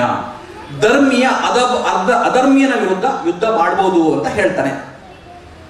ಅದೇ ರೀತಿ ಧರ್ಮಗಳು ಸಂದರ್ಭ ಬಂದಾಗ ಹೇಳ್ತವೆ. ಆದ್ರೆ ಇಲ್ಲಿ ನಾವು ಯೋಚನೆ ಮಾಡಬೇಕಾಗಿರೋದು ಅವತ್ತಿನ ಕಾಲ ಆಗಿತ್ತು, ಅವತ್ತಿನ ಸಂದರ್ಭ ಆಗಿತ್ತು, ಅವತ್ತಿನ ಪರಿಸ್ಥಿತಿ ಆ ತರ ಇತ್ತು. ಆದ್ರೆ ಇವತ್ತು ಆ ರೀತಿ ಅಲ್ಲ. ನಾವೊಂದು ಪ್ರಜಾಪ್ರಭುತ್ವ ರಾಷ್ಟ್ರದಲ್ಲಿ ಬದುಕ್ತಾ ಇದ್ದೀವಿ. ಇಲ್ಲಿಯ ಶಸ್ತ್ರ ಕಾನೂನು, ಇಲ್ಲಿಯ ಶಸ್ತ್ರ ನಮ್ಮ ಸಂವಿಧಾನ, ಇಲ್ಲಿಯ ಶಸ್ತ್ರ ನಮ್ಮ ವ್ಯವಸ್ಥೆ. ಆ ವ್ಯವಸ್ಥೆ ಪಾಠ ಕಲಿಸೋ ತರ ನಾವು ಮುಂದಡಿಗಳನ್ನ ಇಡಬೇಕು. ತುಂಬಾ ಸಂದರ್ಭಗಳಲ್ಲಿ ನೋವಾಗತ್ತೆ ಮನಸ್ಸಿಗೆ. ಆ ಶಸ್ತ್ರಗಳು ಕೆಲಸ ಮಾಡಲ್ಲ, ಆ ಶಸ್ತ್ರಗಳು ಕೆಲಸ ಮಾಡಲ್ಲ ಅಂತ ಆದಾಗ ನಾವು ತಾಳ್ಮೆ ಇಟ್ಕೊಳ್ಬೇಕು. ಯಾಕೆಂದ್ರೆ ಆ ಶಸ್ತ್ರಗಳು ಕೆಲವು ಸಲ ಉದ್ದೇಶಪೂರ್ವಕವಾಗಿ ಕೆಲಸ ಮಾಡಲ್ಲ. ಯಾವ ಕಾರಣಕ್ಕೆ ಅಂತ ಹೇಳಿದಾಗ ಇದರಿಂದ ಲಾಭ ಮಾಡ್ಕೊಳ್ಬೇಕು ಅಂತ ಹೊರಗಡೆ ಇರ್ತಕ್ಕಂಥ ಮುಗ್ಧ ಏನಿದ್ದಾರೆ, ಮುಗ್ಧರು ಮುಸಲ್ಮಾನರ ಒಳಗಡೆನೂ ಇದ್ದಾರೆ, ಹಿಂದೂಗಳ ಒಳಗಡೆನೂ ಇದ್ದಾರೆ. ಕುರಾನ್ ಗೊತ್ತಿಲ್ಲ, ಆ ಕಡೆ ಹಿಂದೂ ಧರ್ಮ ಗೊತ್ತಿಲ್ಲ. ಯಾರು ಕುರಾನನ್ನ, ಪ್ರವಾದಿ ಪೈಗಂಬರನ್ನ ಸರಿಯಾಗಿ ಅರ್ಥ ಮಾಡ್ಕೊಳ್ಳೋದಿಲ್ಲ, ಇವರು ಮಾತ್ರ ಈ ರೀತಿಯ ಹೆಜ್ಜೆಗಳನ್ನು ಇಡ್ತಾರೆ, ತಕ್ಷಣಕ್ಕೆ ರಿಯಾಕ್ಟ್ ಮಾಡ್ತಾರೆ. ಪ್ರವಾದಿಗಳು ಹೇಳಿರ್ತಕ್ಕಂಥ ಶಾಂತಿಯನ್ನ ಮರಿತಾರೆ, ಶಾಂತಿಯ ದಾರಿಯನ್ನ ಮರಿತಾರೆ, ಸೌಹಾರ್ದತೆಯ ದಾರಿಯನ್ನ ಮರಿತಾರೆ. ಅದೇ ರೀತಿ ಅಲ್ಲೂ ಸಹ ಧರ್ಮ ಗೊತ್ತಿಲ್ಲ, ಏನೂ ಗೊತ್ತಿಲ್ಲ, ಎಂತ ಗೊತ್ತಿಲ್ಲ. 1 ಪಾಯಿಂಟ್ ಪ್ರೋಗ್ರಾಮ್, ಮುಸಲ್ಮಾನರು ನಮ್ಮ ಶತ್ರುಗಳು ಅಷ್ಟೇ ತಲೆಯಲ್ಲಿ, ಬೇರೆ ಯಾವ ವಿಚಾರಗಳು ಗೊತ್ತಿಲ್ಲ. ಆ ತಾಯಿ ಹೊಟ್ಟೆಯಲ್ಲಿ ಹುಟ್ಟುವಾಗ ಹಿಂದೂ ಅಂತ, ಮುಸಲ್ಮಾನರು ಅಂತ, ಕ್ರಿಶ್ಚಿಯನ್ರು ಅಂತ ಅಚ್ಚು ಹೊತ್ಕೊಂಡು ಏನಾರು ನಾವು ಬಂದಿದೀವಾ? ಅಚ್ಚು ಹೊಡ್ಕೊಂಡು ಹುಟ್ಟಿದೀವ? ಪರಸ್ಪರ ಎಷ್ಟು ಸೌಹಾರ್ದವಾಗಿ ಬದುಕ್ತಾ ಇದ್ವಿ, ಎಷ್ಟು ಪ್ರೀತಿಯಿಂದ ಬದುಕ್ತಾ ಇದ್ವಿ. ಒಂದು ಸಮಾಜ ಅಂದ್ರೆ ಎಷ್ಟು ಚೆನ್ನಾಗಿತ್ತಲ್ವಾ? ಈ ಧರ್ಮದ ದ್ವೇಷ ನಿಜಕ್ಕೂ ಸಮಾಜದಲ್ಲಿ ಬೇಕಾ ಅನ್ನೋದನ್ನ ಪ್ರಶ್ನೆ ಮಾಡ್ಕೊಳ್ಬೇಕು ಹುಡುಗರು. ನಾನು ಹೊರಗಡೆ ಇರ್ತಕ್ಕಂಥ ಹುಡುಗರಿಗೆ ಹೇಳ್ತಾ ಇದ್ದೀನಿ, ಪ್ರಶ್ನೆ ಮಾಡ್ಕೊಳ್ಬೇಕು, ಯೋಚನೆ ಮಾಡಬೇಕು ತಲೆಯಲ್ಲಿ, ಇದು ನಮ್ಗೆ ಬೇಕಾ? ಭವಿಷ್ಯ ಯಾವ ರೀತಿ ಇರತ್ತೆ ಈ ತರ ಆದ್ರೆ? ಬಂಧುಗಳೇ, ನಾನು ಸುಮ್ಮನೆ ಈ ವಿಚಾರಗಳನ್ನ ಮಾತಾಡ್ತಾ ಇಲ್ಲ, ಅನುಭವ ಅನುಭವ ಅನುಭವ ಆಧಾರಗಳ ಮೇಲೆ ಮಾತಾಡ್ತಾ ಇದ್ದೀನಿ. ನಿಮ್ಗೆ ಸಾಕಷ್ಟು ನೋಡಿದ್ದೀನಿ. ನನ್ನ ಆ ಕಾಲದಲ್ಲೇ ನಿಮ್ಗೆ ಎಂತೆಂತ ಘಟನೆಗಳು. ಈಗಲೇ ಇಲ್ಲಿ ಅನ್ವರ್ ಅಂತ ಇದ್ದಾರೆ, ಎದ್ದಿತ್ಕೊಳ್ಳಿ ಅನ್ವರ್ ಅಂತ ಇದ್ದಾರೆ. ನಾನು ಬಜರಂಗ ದಳದ ಸಂಚಾಲಕನಾಗಿದ್ದಾಗ, ನಾನು ಬರ್ತೀನಿ ಅಂತ ಗೊತ್ತಾಗಿ ಪಾಪ ಬಂದಿದ್ದಾರೆ, ರಾಜಕಾರಿಂದ ಬಂದಿದ್ದಾರೆ. ನಾನು ಬಜರಂಗ ದಳದ ಸಂಚಾಲಕನಾಗಿದ್ದಾಗ, ಸಂಚಾಲಕನಾಗಿದ್ದಾಗ ನಾನು ಆಗುಂಬೆ ಘಾಟಿಯಲ್ಲಿ ಬರ್ತಾ ಇರಬೇಕಾದ್ರೆ ನಾನೊಂದು ಅಪಘಾತಕ್ಕೆ ಒಳಗಾದಾಗ ಬಂದು ನನ್ನನ್ನು ಕಾಪಾಡಿದ ಮನುಷ್ಯ ಯಾರು? ಅನ್ವರ್. ನಿಮ್ಗೆ ಧರ್ಮ ನೋಡ್ಕೊಂಡು ಕಾಪಾಡಿದ್ರ? ಮೊನ್ನೆ ನನಗೆ ಯಾರೋ ಹೇಳ್ತಾ ಇದ್ರು, ಪಡುಬಿದ್ರೆ ಬೀದಿನಲ್ಲಿ ಯಾರೋ ಬ್ರಾಹ್ಮಣರು ನನಗೆ ಹೇಳ್ತಾ ಇದ್ರು, ಪಡುಬಿದ್ರೆ ಬೀದಿನಲ್ಲಿ ಹೋಗ್ತಾ ಇರ್ತಾರೆ, ಒಂದು ಅಪಘಾತ ಆಗತ್ತೆ. ಅಪಘಾತ ಆದಾಗ ತುಂಬಾ ಜನ ಹೋಗ್ತಾರೆ, ಅಲ್ಲಿ ಪಾಸ್ ಹಾಕೊಂಡು ಎಷ್ಟೋ ಜನ ಪಾಸ್ ಹಾಕೊಂಡು ಹೋಗ್ತಾರೆ. ನಮ್ಗೆ ಯಾಕ್ರಿ ರಿಸ್ಕು? ಯಾರೋ ಮುಸಲ್ಮಾನರು ದಂಪತಿಗಳು ಬರ್ತಾರೆ, ಹೆಂಡತಿನ ಮಗುನ ನೀನು ಇದ್ರಲ್ಲಿ ಹೋಗು ಅಂತೇಳಿ ಬ್ಯಾರಿ ಭಾಷೆಲ್ಲ ಉರ್ದು ಭಾಷೆಲ್ಲ ಹೇಳ್ತಾರೆ, ನೀನು ಆಟೋ ಹೊತ್ಕೊಂಡು ಹೋಗು ಅಂತೇಳಿ ಅವ್ರ ಕಾರಲ್ಲಿ ಇವ್ರನ್ನ ಹಾಕೊಂಡು ಆಸ್ಪತ್ರೆಗೆ ತಗೊಂಡು ಹೋಗ್ತಾರೆ. ಧರ್ಮ ಇದೆಯೇನ್ರಿ ಇಲ್ಲಿ? ಇಲ್ಲಿ ಧರ್ಮ ಇದೆಯಾ? ನೀವ್ಯಾರೋ ಹಿಂದೂ ಅಂತ ಅವ್ರೇನಾರು ನೋಡಿದ್ರ? ಇದ್ರಿ ನಿಜವಾಗ್ಲೂ ಧರ್ಮ ಇದು. ಈ ಧರ್ಮವನ್ನ ಕಾಪಾಡ್ಕೊಳ್ಬೇಕಾದ್ರೆ ನಾವು ಕಚ್ಚಾಡ್ತೀವಲ್ಲ ದಿನ ಬೆಳಗಾದ್ರೆ. ಆ ಕಡೆಯಿಂದ ಸ್ವಾಮಿ ವಿವೇಕಾನಂದರು ಏನ್ ಹೇಳಿದ್ದಾರೆ ನಮ್ಗೆ? ಸ್ವಾಮಿ ವಿವೇಕಾನಂದರು ಮುಸಲ್ಮಾನರನ್ನ ವಿರೋಧಿಸಿ ಅಂತ ಹೇಳಿದ್ದಾರೆ. ನಿನ್ನೆ ಅಷ್ಟೇ ನಾನು ಬೆಳಿಗ್ಗೆ ಒಂದು ಯೂಟ್ಯೂಬ್ ಅಲ್ಲಿ ನೋಡ್ತಾ ಇದ್ದೆ, ಯೋಗಿ ಆದಿತ್ಯನಾಥ್ ಮಾತಾಡ್ತಿರೋದು. ಗರ್ವ್ ಸೆ ಬೋಲೋ ಹಮ್ ಹಿಂದೂ ಹೇ ಅಂತೇಳಿ ವಿವೇಕಾನಂದರು ಹೇಳಿದ್ದಾರೆ ಅಂತ ಹೇಳಿದ್ದಾರೆ. ಸ್ವಾಮಿ ಮುಸಲ್ಮಾನರನ್ನ ವಿರೋಧ ಮಾಡಿ ಅಂತ ಹೇಳಿಲ್ಲ, ಮುಸಲ್ಮಾನರನ್ನ ವಿರೋಧ ಮಾಡಿ ಗರ್ವಸೆ ಬೋಲೋ ಹಿಂದೂ ಅಂತ ಹೇಳಿಲ್ಲ. ಮುಸಲ್ಮಾನರನ್ನ ಪ್ರೀತಿ ಮಾಡ್ತಾ ನೀನು ಗರ್ವಸೆ ಹೇಳೋ ಹಿಂದೂ ಅಂತ ಹೇಳಿದ್ದಾರೆ. ಹಿಂದೂ ಅಂತ ಹೇಳಿದ್ರೆ ಎಲ್ಲರನ್ನು ಪ್ರೀತಿ ಮಾಡೋ ಹಿಂದೂ ಅಂತ ಹೇಳಿದ್ದಾರೆ, ಎಲ್ಲರನ್ನು ಒಟ್ಟಿಗೆ ತಗೊಂಡೋಗೋ ಹಿಂದೂ ಅಂತ ಹೇಳಿದ್ದಾರೆ. ಪ್ರತಿಯೊಬ್ಬರನ್ನು ಧರ್ಮವನ್ನ ನೋಡದೆ ಮಾನವೀಯತೆಯಿಂದ ನೋಡ್ಕೋ ಅಂತ ಹೇಳಿದ್ದಾರೆ ಹಿಂದೂ. ಆ ಹಿಂದೂನ ವಿವೇಕಾನಂದರು ಹೇಳಿರೋದು. ತಗೊಂಡು ಬಂದು ಅವ್ರನ್ನ ಕಣ್ಕಂಡಲ್ಲಿ ಪೋಸ್ಟ್ ಹಾಕೊಂಡು ಇದು ಹಾಕೊಂಡು ಅವಮಾನ ಮಾಡ್ತೀರಿ ನೀವು. ನಿಮ್ಗೆ ಇವತ್ತಿರೋದು 1 ಪಾಯಿಂಟ್ ಪ್ರೋಗ್ರಾಮ್, ಪಾಲಿಟಿಕ್ಸ್ ಬಿಟ್ರೆ, ರಾಜಕೀಯ ಬಿಟ್ರೆ ಬೇರೆ ಏನೂ ಇಲ್ಲಲ್ಲ. ಆ ರಾಜಕೀಯ ನಿಮ್ಗೆ ಯಾಕೆ ಬೇಕು? ಹೊರಗಡೆ ಇರೋ ಹುಡುಗರಿಗೆ ನಾನು ಹೇಳೋದು, ನಿಮ್ಗೆ ಯಾಕೆ ಬೇಕು ರಾಜಕೀಯ? ನೀವ್ ಏನ್ ಪಡ್ಕೊಳ್ತಾ ಇದ್ದೀರಿ ರಾಜಕೀಯದಿಂದ? ಈ ದ್ವೇಷದಿಂದ ಏನ್ ಸಾಧನೆ ಮಾಡ್ತೀರಿ ನೀವು? ಎಂತ ಲೋಕದಲ್ಲಿ ಇದ್ದವನು ನಾನು, ಹೊರಗಡೆ ಬಂದು ಇಲ್ಲಿ ಬಂದು ಮಾತಾಡಕ್ಕೆ ನನಗೆ ತಲೆ ಕೆಟ್ಟಿದ್ಯಾ? ನಾನೇನು ಹುಚ್ಚನ ನಿಮ್ಗೆ ಮಾತಾಡಕ್ಕೆ? ಆತರ ಯಾಕೆ ಮಾತಾಡ್ತಾ ಇದ್ದೀನಿ ಅಂದ್ರೆ ನೋಡಿದೀನಿ ನಾನು ಅದನ್ನ. ಇವತ್ತು ನಾನು ಆ ಲೋಕದಲ್ಲಿ ಇದ್ದು ಮುಸಲ್ಮಾನರನ್ನು ದ್ವೇಷ ಮಾಡಿಕೊಂಡು ಇರ್ತಕ್ಕಂಥ ಒಂದು ವ್ಯವಸ್ಥೆಯಲ್ಲಿ ನಾನು ಇದ್ದವನು. ನನ್ನನ್ನು ಯಾವ ಮಟ್ಟಕ್ಕೆ ದ್ವೇಷ ಮಾಡ್ತಾ ಇದ್ರು ಮುಸಲ್ಮಾನರು, ಕ್ರಿಶ್ಚಿಯನ್ರು ಎಲ್ಲರೂ. ನಾನು ಯಾಕೆ ಮುಂದೆ ಬಂದು ಮಾತಾಡ್ತಾ ಇದ್ದೀನಿ ಅಂದ್ರೆ, ಆ ಲೋಕವನ್ನ ನೋಡಿದ್ದೀನಿ, ಇದನ್ನ ನೋಡಿದ್ದೀನಿ ನಾನು. ಅಲ್ಲಿ ಏನ್ ನಡೆಯುತ್ತೆ ಅನ್ನೋದು ಗೊತ್ತು ನನಗೆ. ಮುಸಲ್ಮಾನರನ್ನ ಯಾಕೆ ದ್ವೇಷ ಮಾಡ್ತಾರೆ ಅನ್ನೋದು ಗೊತ್ತು ನನಗೆ. ಮುಸಲ್ಮಾನರು ಯಾವ ಕಾರಣಕ್ಕೆ ಇವತ್ತು ಟಾರ್ಗೆಟ್ ಆಗ್ತಿದ್ದಾರೆ ಅಂತ ಗೊತ್ತು. ಈ ಟಾರ್ಗೆಟ್ ಮುಂದೊಂದು ದಿನ ಏನ್ ಮಾಡತ್ತೆ? ನೀವು ಪ್ರೀತಿ ಮಾಡುವ ದೇಶವನ್ನ ಕಟ್ಟತ್ತ. ಸರಿ, ಮುಸಲ್ಮಾನರು ಭಯೋತ್ಪಾದಕರು ಡಿಕ್ಲೇರ್ ಮಾಡೋಣ. ಎಲ್ಲಿ ಕಳಿಸ್ತೀರ ಅವ್ರನ್ನ? ನೀವು ಎಲ್ಲಿ ಕಳಿಸ್ತೀರಿ? ದಿನ ಕಚ್ಚಾಟ ಮಾಡ್ಕೊಂಡು, ದಿನ ಹೊಡೆದಾಡ್ಕೊಂಡು, ರಕ್ತ ಹರಿಸ್ಕೊಂಡು ಇಲ್ಲೇ ಇರ್ತೀರಾ? ಪ್ರೀತಿರಿ. ಪಾಕಿಸ್ತಾನ ಒಡೆದು ಹೋಗುವಾಗ ಮುಸಲ್ಮಾನರು ಯಾರ್ಯಾರು ಮುಸಲ್ಮಾನ್ ಇಸ್ಲಾಮೇ ಬೇಕು ಅಂತ ಇಷ್ಟಪಟ್ಟವರು, ಇಸ್ಲಾಮೇ ನಮ್ಮ ಫೈನಲ್, ಅದೇ ನಮ್ಮ ಪ್ರಭುತ್ವ ಅಂತ ಅನ್ಕೊಂಡವರು ಪಾಕಿಸ್ತಾನಕ್ಕೆ ಹೋಗ್ತಾರೆ. ಪ್ರಜಾಪ್ರಭುತ್ವನ ಇಷ್ಟಪಟ್ಟವರು ಭಾರತದಲ್ಲಿ ಉಳ್ಕೊಳ್ತಾರೆ. ಪ್ರಜಾಪ್ರಭುತ್ವದಲ್ಲಿ ನಾವು ಇರಬೇಕು. ಈ ವ್ಯವಸ್ಥೆ ನಾನು ಇಷ್ಟಪಡ್ತೀವಿ. ನಾವು ಎಲ್ಲ ಸರ್ವಧರ್ಮೀಯರು ಚೆನ್ನಾಗಿರೋದನ್ನ ಇಷ್ಟಪಡ್ತೀವಿ. ಈ ನೆಲ ನಮ್ದು, ಈ ಭೂಮಿ ನಮ್ದು, ಇದು ಬಿಟ್ಟು ಹೋಗಕ್ಕಾಗಲ್ಲ, ಈ ಭೂಮಿನೇ ನಮ್ಮ ತಾಯಿ ಅಂತ ಅನ್ಕೊಂಡ ಮುಸಲ್ಮಾನರು ಇಲ್ಲಿದ್ದಾರೆ. ದಿನ ಬೆಳಗತ್ತಾದ್ರೆ ಆ ದ್ವೇಷದ ಇದನ್ನ ನಾನು ನೋಡಿ ನೋಡಿ ನೋಡಿ ನೋಡಿ ನಾನು ಹೇಳ್ತಿರೋದು. ಇಲ್ಲಿ ಯಾವುದು ಈಗ ಇವತ್ತು ನಿಮ್ಗೆ ದೇಶಭಕ್ತಿಯ ಪೋಸ್ಟ್ ಹಾಕೊಳ್ತಾರೆ, ದೇಶಭಕ್ತಿಯ ಬ್ಯಾನರ್ ಹಾಕೊಳ್ತಾರೆ. ಗಾಂಧೀಜಿಗಿಂತ ದೊಡ್ಡ ದೇಶಭಕ್ತಿ ಇದೆಯಾ ನಮ್ಗೆ? ಗಾಂಧೀಜಿಗಿಂತ ಇನ್ನೊಂದು ದೇಶಭಕ್ತಿನ ನಾವು ನೋಡಕ್ ಸಾಧ್ಯ ಇದೆಯಾ? ಗಾಂಧೀಜಿ ಎದೆಗೆ ಗುಂಡು ಹೊಡಿತೀರಿ ಇವತ್ತು ಪ್ರೆಸೆಂಟ್. ನಾನು ಅವತ್ತು ಅವನು ಹೇಳಲ್ಲ, ಅವನು ಯಾವ ಮೆಂಟ್ಲು ಯಾವುದೋ ಸಂದರ್ಭದಲ್ಲಿ ಹೊಡೆದ, ಅವನು ಹುಚ್ಚ ಹೊಡೆದ. ಇವತ್ತು ನೀವು ಹೊಡಿತಾ ಇದ್ದೀರಲ್ಲ, ಇದೇನಿದು? ಯಾವುದಕ್ಕೆ ಹೊಡಿತಾ ಇರೋದು ನೀವು? ಯಾರಿಗೆ ಹೊಡಿತಾ ಇದ್ದೀರಿ ನೀವು? ಇಡೀ ದೇಶದ ಒಂದು ಅಸ್ಮಿತೆಗೆ, ಒಂದು ಗೌರವಕ್ಕೆ, ಘನತೆಗೆ ನೀವು ಗುಂಡು ಹೊಡಿತಾ ಇರೋದು ಇವತ್ತು. ಗಾಂಧೀಜಿಗೆ ಹೊಡೆದಿರೋದು ನಮ್ಗೆ ಕಣ್ಣಿಗೆ ಕಾಣ್ತಿರ್ತಕ್ಕಂಥ ಕುರುಹು, ಆದ್ರೆ ಪ್ರತಿ ಕ್ಷಣ ಹೊಡಿತಾ ಇರೋದು ನೀವು ಇದಕ್ಕೇನೆ. ಇಡೀ ದೇಶದ ಘನತೆ ಹೊಡಿತಾ ಇದ್ದೀರಿ. ಇಸ್ಲಾಂ ದಾರಿ ತಪ್ಪಿದವರ ಕಾರಣಕ್ಕೆ ತಲೆ ಕಪ್ಪು ಚುಕ್ಕೆಗಳನ್ನು ಹೊತ್ಕೊಂಡಿದೆ ಪ್ರಪಂಚದಲ್ಲಿ. ಭಯೋತ್ಪಾದನೆಯ ಕಾರಣಕ್ಕೆ, ಕುರಾನ್ ಗೊತ್ತಿಲ್ಲದೆ ಗನ್ ಹಿಡ್ಕೊಂಡವ್ರ ಕಾರಣಕ್ಕೆ, ಕುರಾನ್ ಗೊತ್ತಿಲ್ಲದೆ ಬಾಂಬ್ ಹಿಡ್ಕೊಂಡವ್ರ ಕಾರಣಕ್ಕೆ ತಲೆ ತಗ್ಗಿಸುವ ಪರಿಸ್ಥಿತಿ ಇದೆ. ಸೇಮ್ ಪರಿಸ್ಥಿತಿ ಹಿಂದೂ ಧರ್ಮಕ್ಕೆ ನಿಮ್ಮಿಂದ ಬರುತ್ತೆ, ನಿಮ್ಮಿಂದ ಸೇಮ್ ಸ್ಥಿತಿ ಬರುತ್ತೆ. ಇದು ಮುನ್ಸೂಚನೆ, ಇದು ನಿಮ್ಮ ದಾರಿಯ ಮುನ್ಸೂಚನೆ ನೋಡ್ತಾ ಇದ್ದೀವಿ. ಎಚ್ಚೆತ್ಕೊಳ್ಬೇಕಾಗಿರ್ತಕ್ಕಂಥ ನನ್ನ ಪ್ರೀತಿಯ ಹಿಂದೂ ಬಂಧುಗಳು, ಅಪಾಯ ಎಲ್ಲಿದೆ ಅಂತ ಹೇಳಿದ್ರೆ, ನಾಳೆ ಇಡೀ ಪ್ರಪಂಚ ಗಾಂಧೀಜಿಯನ್ನ ಪ್ರೀತಿ ಮಾಡತ್ತೆ, ಗಾಂಧೀಜಿನ ಇಷ್ಟಪಡತ್ತೆ. ಗಾಂಧೀಜಿ ಅಂತ ಹೇಳಿದ್ರೆ ಇಡೀ ಪ್ರಪಂಚಕ್ಕೆ ದೇವ್ರ ತರ ನೋಡ್ತಾರೆ. ಕ್ರಿಸ್ತನ ನಂತರ ಶಾಂತಿಯ ದೂತ ಅಂತೇಳಿ ಗಾಂಧೀಜಿನ ಕರೀತಾರೆ. ಅಂತಹ ಗಾಂಧಿಯ ಎದೆಗೆ ಗುಂಡು ಹೊಡೆದಾಗ ನಿಮ್ಮ RSS ಸೈಲೆಂಟ್ ಆಗಿರುತ್ತೆ, ಪ್ರತಿಕ್ರಿಯೆ ಮಾಡಲ್ಲ. ಬಿಜೆಪಿ ಸೈಲೆಂಟ್ ಆಗಿರುತ್ತೆ. ಇಡೀ ದೇಶಭಕ್ತಿ ಅಂತ ಹೇಳೋರು ಸೈಲೆಂಟ್ ಆಗಿರ್ತಾರೆ. ಕೇಸರಿ ಹಾಕೊಂಡಿರ್ತಕ್ಕಂಥ 10-15 ಹುಡುಗರು ಇದನ್ನ ಮಾಡ್ತಾರಲ್ಲ, ಇಡೀ ಪ್ರಪಂಚದಲ್ಲಿ ಈ ವಿಡಿಯೋನ ನೋಡುವವರು ಏನಂತ ಹೇಳ್ತಾರೆ? ಸೇಮ್ ಕೋಟಿ ಕೋಟಿ ಇಸ್ಲಾಮಿಕರ ನಡುವೆ, ಮುಸಲ್ಮಾನರ ನಡುವೆ 10 ಜನ ಯಾರೋ ಮಾಡುವ ಕೃತ್ಯಕ್ಕೆ ಉತ್ತರ ಕೊಡಬೇಕಾದ ಪರಿಸ್ಥಿತಿ ಕೋಟಿ ಕೋಟಿ ಮುಸಲ್ಮಾನರಿಗೆ ಬರುತ್ತಲ್ಲ, ಅದೇ ಪರಿಸ್ಥಿತಿ ಹಿಂದೂಗಳಿಗೆ ಬರುತ್ತೆ ಇವರುಗಳ ಕಾರಣಕ್ಕೆ. ಹಾಗಾಗಿ ಮುಂಚಿತವಾಗಿನೇ ಜಾಗೃತಿ ಆಗ್ಬೇಕು.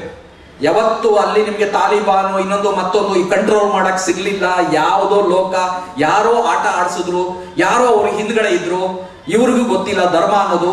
ಇವರು ಮತಾಂತರ ರೀತಿಯಲ್ಲಿ ವರ್ಸಿ ಇವತ್ತು ಏನು ಪರಿಸ್ಥಿತಿ ತಂದಿಟ್ಟಿದ್ದಾರೆ, ಸೇಮ್ ಇಲ್ಲೂ ಬರೋ ಪರಿಸ್ಥಿತಿ ಇದೆ ಅಂತ ನಾನು ಹೇಳ್ತಾ ಇದ್ದೀನಿ. ಇವತ್ತು ಇನ್ನೊಂದು ಚರ್ಚೆ ಆಗ್ತಾ ಇತ್ತು, ನನಗೆ ಬರ್ಬೇಕಾದ್ರೆ ಇನ್ನೊಂದು ಅನ್ಸಿರೋದು ನನ್ನ ಮನಸ್ಸಿಗೆ. ಒಂದು ಚರ್ಚೆ ನಡೀತಾ ಇದೆ. ಭಾರತದಲ್ಲಿ ನರೇಂದ್ರ ಮೋದಿ ಅವರ ಬಂದ ಮೇಲೆ ಯಾವುದೇ ತರದ ಘಟನೆಗಳು ಘಟಿಸಿಲ್ಲ, ಯಾವುದೇ ಆಗಿಲ್ಲ. ನನಗಿಲ್ಲೋ ಒಂದ್ ಕಡೆ ಒಳಗಡೆ ಅನಿಸ್ತಾ ಇರೋದು, ಈ ಭಯೋತ್ಪಾದಕರು ಎಲ್ಲರೂ ಇವರು ಹ್ಯಾಂಡಲ್ ಮಾಡ್ತಾ ಇದಾರೆ ಏನ್ ಕತೆ? ಎಲ್ಲೋ ಒಂದ್ ಕಡೆ ನನಗೆ ಅನ್ಸಿದ್ದು, ನಿಮ್ಗೆ ಏನ್ ಕತೆ ಇದು ಹಾಗಿದ್ರೆ? ಯಾಕಂತ ಹೇಳಿದ್ರೆ ನಾನು ನೋಡಿದೀನಿ. ಇವತ್ತು ನಿಮ್ಗೆ ದಾನಮ್ಮನ ಅತ್ಯಾಚಾರವನ್ನ ಬಿಜೆಪಿಯ ಹುಡುಗರು ಮಾಡಿದ್ರೆ ಏನು ಆಗಲ್ಲ. ನೀವು ಯಾವ್ದಾದ್ರು ಒಂದು ಕ್ಷೇತ್ರವನ್ನ ಗೆಲ್ಲಬೇಕು ಅಂತ ಡಿಸೈಡ್ ಮಾಡಿ, ಯಾವ್ದಾದ್ರು ಒಂದು ಕ್ಷೇತ್ರ ಇವರಿಗೆ ಬಿಜೆಪಿ ಅವರಿಗೆ ಬೇಕು ಅಂತೇಳಿ ಡಿಸೈಡ್ ಮಾಡಲಿ. ಅಲ್ಲಿ ಯಾವ್ದಾದ್ರು ಒಬ್ಬ ಮುಸಲ್ಮಾನ ಹುಡುಗನಿಗೆ ಇವ್ರು ಕರೆಸಿ ಯಾವ್ದೋ ರೀತಿಯಲ್ಲಿ ದುಡ್ಡು ಕೊಟ್ಟು ಯಾವುದೋ ಒಂದು ಹಿಂದೂ ಹುಡುಗಿನ ನೀನು ಇದ್ ಮಾಡೋದು, ಇಲ್ಲ ಬೇರೆ ಇನ್ ಯಾವ್ದಾದ್ರು ಕೃತ್ಯದಲ್ಲಿ ನೀನು ಭಾಗ ಆಗೋ ಅಂತ ಹೇಳಿ ಇವ್ರು ಪ್ರೀ ಪ್ಲಾನ್ ಪ್ರೋಗ್ರಾಮ್ ಮಾಡಿದ್ರೆ ಒಂದು ಕ್ಷೇತ್ರ ಗೆದ್ದು ಬರ್ತಾರೆ. ಒಂದು ಕ್ಷೇತ್ರ ಗೆಲ್ಬಹುದು ಈಸಿ. ಯಾಕಂತ ಹೇಳಿದ್ರೆ ಇಲ್ಲಿ ಯೋಚನೆ ಮಾಡುವವ್ರ ಸಂಖ್ಯೆ ಕಡಿಮೆ ಇದೆಯಲ್ಲ. ತಲೆಯಿಂದ ಯಾರು ಯೋಚನೆ ಮಾಡ್ತಾ ಇದ್ದಾರೆ ನಿಮ್ಗೆ? ಯಾರು ಯೋಚನೆ ಮಾಡ್ತಾನೆ ಇಲ್ಲ. ಇದು ಇಲ್ಲಿ ನಾವು ನೋಡ್ತಾ ಇರತಕ್ಕಂಥ ಪರಿಸ್ಥಿತಿ. ನಿಮ್ಗೆ ತುಂಬಾ 8:03 ಆಯ್ತು.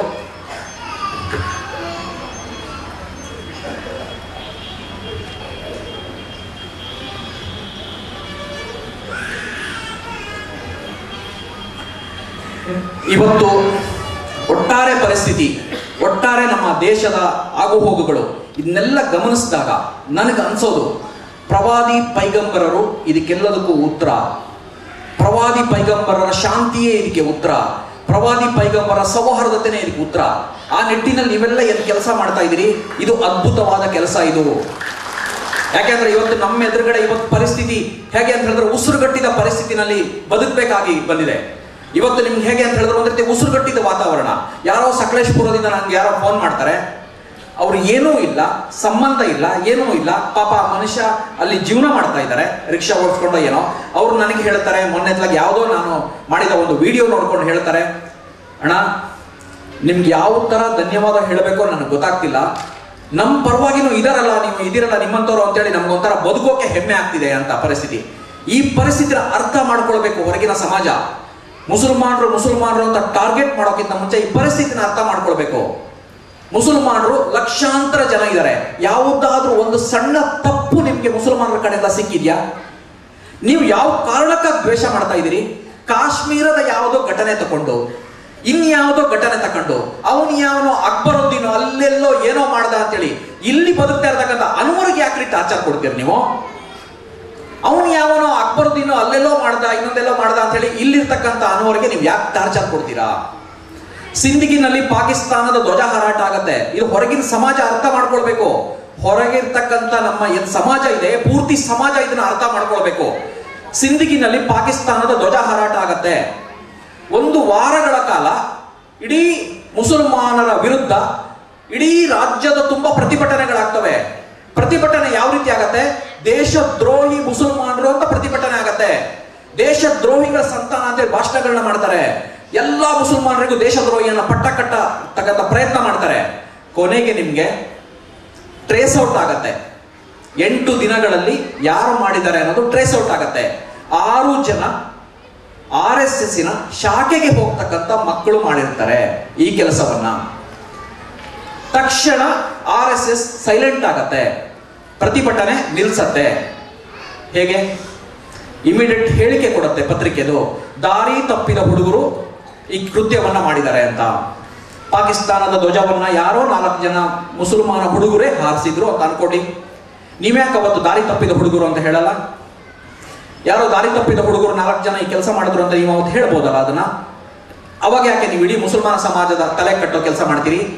ಪ್ರತಿಯೊಬ್ಬ ನಮ್ಮೊಟ್ಟಿಗೆ ಬದುಕ್ತಾ ಇರತಕ್ಕಂಥ, ಈ ದೇಶವನ್ನೇ ಉಸಿರಾಗಿಸ್ಕೊಂಡಿರ್ತಕ್ಕಂಥ, ಪ್ರೀತಿಯಿಂದ ಈ ದೇಶವನ್ನು ಆಸೆ ಮಾಡ್ತಕ್ಕಂಥ ಮುಸಲ್ಮಾನನಿಗೆ ನೀವು ದೇಶದ್ರೋಹಿ ಪಟ್ಟಣ ಆ ಘಟನೆ ಇಟ್ಕೊಂಡು ಯಾಕೆ ಕಟ್ಟೋ ಪ್ರಯತ್ನ ಮಾಡ್ತೀರಿ? ಇದು ಭಯಾನಕ ಅಂತ ನಿಮ್ಗೆ ಯಾಕೆ ಅನ್ಸಲ್ಲ? ಅವನ ಮನಸ್ಸಿನ ಒಳಗಡೆ ಯಾವ ಮಟ್ಟದ ಒಂದು ಯುದ್ಧ ನಡೀಬಹುದು ಅಂತ ನೀವ್ಯಾಕೆ ಅರ್ಥ ಮಾಡ್ಕೊಳ್ಳಲ್ಲ? ಇವತ್ತು ನಮ್ಗೆ ಯಾರೋ ಯಾವುದೋ ವಿಚಾರದಲ್ಲಿ ಅಟ್ಯಾಕ್ ಆದ್ರೆ, ನಮ್ಮ ಮೇಲೆ ಏನಾದ್ರೂ ಇದಾದ್ರೆ ನಮ್ಮ ಮನಸ್ಸಿಗೆ ಎಷ್ಟು ಬೇಜಾರಾಗ್ಬೋದು, ಎಷ್ಟು ನಮ್ಮ ಮೇಲೆ ಪರಿಣಾಮ ಬೀರುತ್ತೆ. ಅದೇ ತರದ ಒಂದು ಪರಿಣಾಮ ಒಬ್ಬ ಮುಸಲ್ಮಾನನ ಮನಸ್ಸಿನೊಳಗಡೆನೂ ಬೀರತ್ತೆ ಅನ್ನೋದು ಅರ್ಥ ಮಾಡ್ಕೊಳ್ಬೇಕು. ಹೊರಗಡೆ ಇರ್ತಕ್ಕಂಥ ಸಮಾಜ ಅರ್ಥ ಮಾಡ್ಕೊಳ್ಬೇಕು. ಇದನ್ನ ನಾವೆಲ್ಲ ಸೌಹಾರ್ದತೆಯಿಂದ ಪ್ರೀತಿಯಿಂದ ಬದುಕೋ ಕಡೆ ಹೆಜ್ಜೆ ಹಾಕಬೇಕು. ನಾನು ತುಂಬಾ ಗಮನಿಸ್ತಾ ಇದ್ದೀನಿ, ಪ್ರೀತಿಯ ತುಳಿತ, ಸೌಹಾರ್ದತೆ ತುಳಿತ ತುಂಬಾ ಮುಸಲ್ಮಾನ ಸಮಾಜದೊಳಗಡೆ ನಾನು ನೋಡ್ತಾ ಇದ್ದೀನಿ. ತುಂಬಾ ಪ್ರೀತಿಗಾಗಿ ಹಾತೊರಿತಾ ಇದ್ದಾರೆ, ಸೌಹಾರ್ದತೆಗಾಗಿ ತುಂಬಾ ಸೌಹಾರ್ದವಾಗಿ ಬದುಕಬೇಕು ಅನ್ನೋ ಇದಿದೆ. ಇದರಲ್ಲಿ ಸೌಹಾರ್ದ ಸಮಾಜವನ್ನ ನಿರ್ಮಾಣ ಮಾಡೋದ್ ಕಡೆ ಹೆಜ್ಜೆ ಹಾಕಬೇಕಾಗಿದೆ. ವಿಷವನ್ನ ತುಂಬಿಸ್ಕೊಂಡು ಏನೋ ಗೊತ್ತಿಲ್ಲ, ಎಂತ ಗೊತ್ತಿಲ್ಲ, ಸುಮ್ಮನೆ ಅನಾವಶ್ಯಕ ಬ್ಯಾರಿಗಳು, ಸಾಬ್ರು, ತುರ್ಕುರು, ಇನ್ನೊಂದು ಏನ್ರಿ ಆಗಿದೆ ನಮ್ಮ ಸಮಾಜಕ್ಕೆ?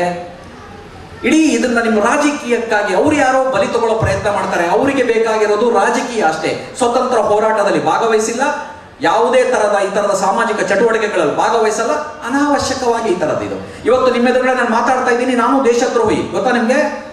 ನಾನು ದೇಶದ್ರೋಹಿ ನಿಮ್ಗೆ ಯಾಕೆ ಅಂತ ಹೇಳಿದ್ರೆ ನಾನು ಇವತ್ತು ದಲಿತರ ಪರ ಮಾತಾಡ್ತಾ ಇದ್ದೀನಿ, ಸಮಾಜದ ಪರ ಮಾತಾಡ್ತಾ ಇದ್ದೀನಿ, ಸೌಹಾರ್ದತೆ ಪರ ಮಾತಾಡ್ತಾ ಇದ್ದೀನಿ, ಶಾಂತಿಯ ಪರ ಮಾತಾಡ್ತಾ ಇದ್ದೀನಿ, ಧರ್ಮದ ಗಲಾಟೆಗಳು ಹೋಗ್ಬೇಕು ಅಂತ ಮಾತಾಡ್ತಾ ಇದ್ದೀನಿ, ಧರ್ಮದ ಗೋಡೆಗಳನ್ನ ಬೆಳೆಸಬೇಕು ಅಂತ ಪ್ರಯತ್ನ ಪಡ್ತಾ ಇದ್ದೀನಿ ನಾನು. ಆ ಕಾರಣಕ್ಕೆ ನಾನು ದೇಶದ್ರೋಹಿ. ಹಾಗಿದ್ರೆ ನಿಮ್ಮ ಮನಸ್ಥಿತಿ ಏನು? ಧರ್ಮದ ಗೋಡೆಗಳು ಹಾಗೆ ಇರಬೇಕು, ದಲಿತರ ಪರಿಸ್ಥಿತಿ ಹಾಗೆ ಇರಬೇಕು, ಸಮಾಜದಲ್ಲಿ ಶಾಂತಿ ಬರಲೇಬಾರದು, ಸೌಹಾರ್ದತೆ ಸೃಷ್ಟಿ ಆಗಲೇಬಾರದು. ನಿಮ್ಮ ಮನಸ್ಥಿತಿ ಏನಾಗಿದ್ರೆ ಯಾರಿಲ್ಲಿ ನಿಮ್ಗೆ ನಿಜವಾದ ದೇಶದ್ರೋಹಿಗಳು? ದೇಶದ್ರೋಹಿಗಳನ್ನ ಹೊರಗಡೆ ಇರತಕ್ಕಂಥ ಮುಗ್ಧ ದೇಶ ಪ್ರೇಮಿಗಳು ಬೆಂಬಲ ಮಾಡಿ ಅವರನ್ನೇ ನೀವು ಸಪೋರ್ಟ್ ಮಾಡ್ತೀರಾ. ಭವಿಷ್ಯದಲ್ಲಿ ದೇಶ ಎಲ್ಲಿಗೆ ಹೋಗ್ಬೋದು ಅನ್ನೋದ್ರ ಬಗ್ಗೆ ಯೋಚನೆ ಮಾಡ್ಬೇಕಲ್ಲ. ಭವಿಷ್ಯದ ದೇಶ ನಂದು ಎಲ್ಲಿಗೆ ಹೋಗತ್ತೆ ಈ ತರ ಆದ್ರೆ? ನನ್ನ ದೇಶ ತಾಲಿಬಾನ್ ಆಗೋದು ಬೇಕಾಗಿಲ್ಲ. ನೀವು ನನ್ನ ದೇಶವನ್ನ ಪಾಕಿಸ್ತಾನ ಮಾಡೋ ಪ್ರಯತ್ನ ಮಾಡ್ತಾ ಇದ್ದೀರಿ.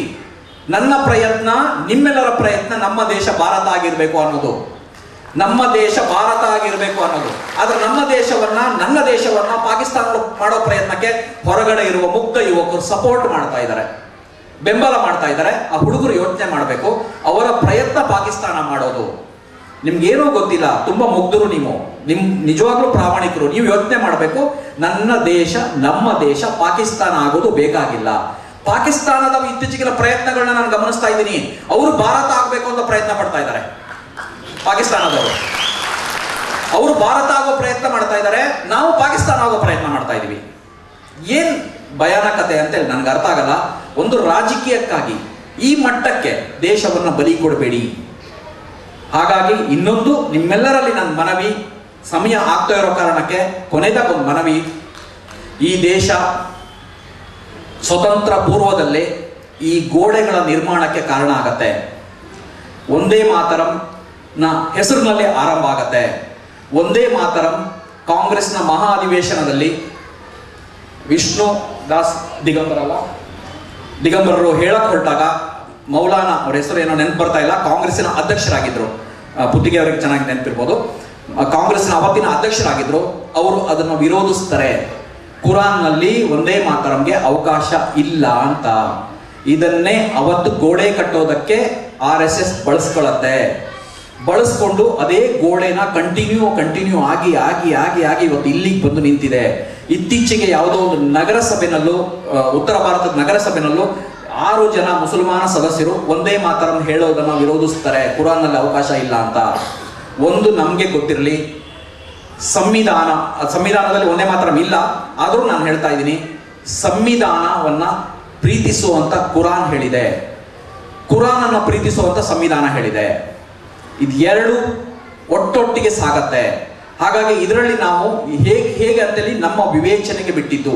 ಇಲ್ಲಿ ನಿಮ್ಗೆ ಈ ತರದ ವಿಚಾರಗಳನ್ನ ಶತ್ರುಗಳು, ಸಮಾಜಘಾತುಕರು, ಇಡೀ ವ್ಯವಸ್ಥೆನ ಹಾಳು ಮಾಡ್ತಕ್ಕಂಥವ್ರು, ಇಡೀ ವ್ಯವಸ್ಥೆಯನ್ನ ಗೋಡೆ ಕಟ್ಟಿ ಚಿತ್ರ ಮಾಡಬೇಕು ಅಂತಿರೋರು ಬಳಸ್ಕೊಳ್ಳೋದಕ್ಕೆ ಪ್ರಯತ್ನ ಪಡ್ತಾ ಇರ್ತಾರೆ. ಹೊರಗಿರ್ತಕ್ಕಂಥ ಮುಗ್ಧ ಹುಡುಗರನ್ನ ಇದಕ್ಕೆ ಬಲಿ ಕೊಡ್ತಾರೆ. ಹಾಗಾಗಿ ಎಲ್ಲೋ ಒಂದು ಕಡೆ ಕುರಾನ್ನ ಹಲವಾರು ವಿಚಾರಗಳಲ್ಲಿ, ಪ್ರವಾದಿಗಳು ಹೇಳಿರುವ ಹಲವಾರು ವಿಚಾರಗಳಲ್ಲಿ ನಾವು ಕಾಂಪ್ರಮೈಸ್ ಆಗಿದ್ದೀವಿ ನಮ್ಮ ಜೀವನದಲ್ಲಿ, ಜೀವನ ಪದ್ಧತಿಗಳಲ್ಲಿ. ಹಾಗಾಗಿ ದೇಶದ ವಿಚಾರ ಬಂದಾಗ ನಾವು ಸ್ವಲ್ಪ ವಿವೇಚನೆಯಿಂದ ವರ್ತಿಸಬೇಕು. ಇಂಥ ವಿಚಾರಗಳಲ್ಲಿ ಆಹಾರವನ್ನ ಕೊಡಬಾರದು. ಆಹಾರವನ್ನ ಕೊಡದೇ ಇರುವ ತರ ಎಚ್ಚರಿಕೆ ಹೆಜ್ಜೆ ನಮ್ಮದಾಗಿರ್ಬೇಕು. ಯಾಕೆಂದ್ರೆ ಇಲ್ಲಿ ನಾವು ಪರಿಸ್ಥಿತಿ ಹೇಗಿದೆ ಅನ್ನೋದು ಗೊತ್ತು. ಇಡೀ ದೇಶವನ್ನ ಯೋಚನೆ ಮಾಡಬೇಕಾಗಿದೆ. ನಾವು ದೇಶವನ್ನ ಕಾಪಾಡುವ ಜವಾಬ್ದಾರಿ ನಮ್ಮ ಮೇಲಿದೆ. ಹಾಗಾಗಿ ನಾವೆಲ್ಲ ಒಂದು ಕಡೆ ಈ ರೀತಿಯ ವಿಚಾರಗಳಲ್ಲಿ ನಮ್ಮ ಯಾವುದೇ ಇದ್ರೂ ಸಹ ಹೇಗೆ ನಾವು ಬೇರೆ ಬೇರೆ ನಮ್ಮ ಜೀವನ ಪದ್ಧತಿಗಳಲ್ಲಿ ನಾವು ಕಾಂಪ್ರಮೈಸ್ ಹಾಕೊಂಡು ಹೋಗ್ತಾ ಇದ್ದೀವಿ ಕುರಾನ್ ವಿಚಾರದಲ್ಲಿ, ಪ್ರವಾದಿಗಳ ವಿಚಾರದಲ್ಲಿ. ಹಾಗಾಗಿ ಈ ದೇಶದ ವಿಚಾರ ಬಂದಾಗ ಪೈಗಂಬರರೇ ಹೇಳಿದ್ದಾರೆ, ಪ್ರವಾದಿಗಳೇ ಹೇಳಿದ್ದಾರೆ, ದೇಶ ಮೊದಲು ಪ್ರೀತಿಸು ನೀನು ಅಂತೇಳಿ. ಹಾಗಾಗಿ ಎರಡು ಒಟ್ಟೊಟ್ಟಿಗೆ ಸಾಗತ್ತೆ. ಇಲ್ಲಿ ಕುರಾನನ್ನ ಪ್ರೀತಿಸುವಂತ ಸಂವಿಧಾನ ಹೇಳುತ್ತೆ ನಿಮ್ಗೆ, ಅದೇ ರೀತಿ ನಿನ್ನ ದೇಶವನ್ನ ಪ್ರೀತಿಸು, ಸಂವಿಧಾನವನ್ನ ಪ್ರೀತಿಸು, ನೀನಿರುವ ವ್ಯವಸ್ಥೆಯನ್ನ ಪ್ರೀತಿಸು, ನೆಲನ ಪ್ರೀತಿಸು, ಸಮಾಜನ ಪ್ರೀತಿಸು ಅಂತ ನಮ್ಗೆ ಕುರಾನ್ ಹೇಳುತ್ತೆ, ಪ್ರವಾದಿಗಳು ಹೇಳಿದ್ದಾರೆ. ಅದ್ಭುತವಾದ ಜೀವನ ಪದ್ಧತಿನ ಹಾಕೊಟ್ಟಿದ್ದಾರೆ. ನಾವು ಹೇಗೆ ಬದುಕಬೇಕು, ಹೇಗೆ ಸಾಗಬೇಕು, ನಾವು ಹೇಗೆ ಇರಬೇಕು ಅಂತಕ್ಕಂಥ ಒಂದು ಅದ್ಭುತವಾದ ಜೀವನ ಪದ್ಧತಿನ ಪ್ರವಾದಿಗಳು ನಮ್ಗೆ ಹೇಳ್ಕೊಟ್ಟಿದ್ದಾರೆ. ಆ ಜೀವನ ಪದ್ಧತಿನೇ ಇವತ್ತು ಈ ಮಟ್ಟಕ್ಕೆ ಬೆಳೆಯೋದಕ್ಕೆ ಕಾರಣ ಆಗಿರೋದು. ಇವತ್ತು ಕೋಟ್ಯಾಂತರ ಜನ ಅವರ ಅನುಯಾಯಿಗಳಾಗಕ್ಕೆ ಕಾರಣ.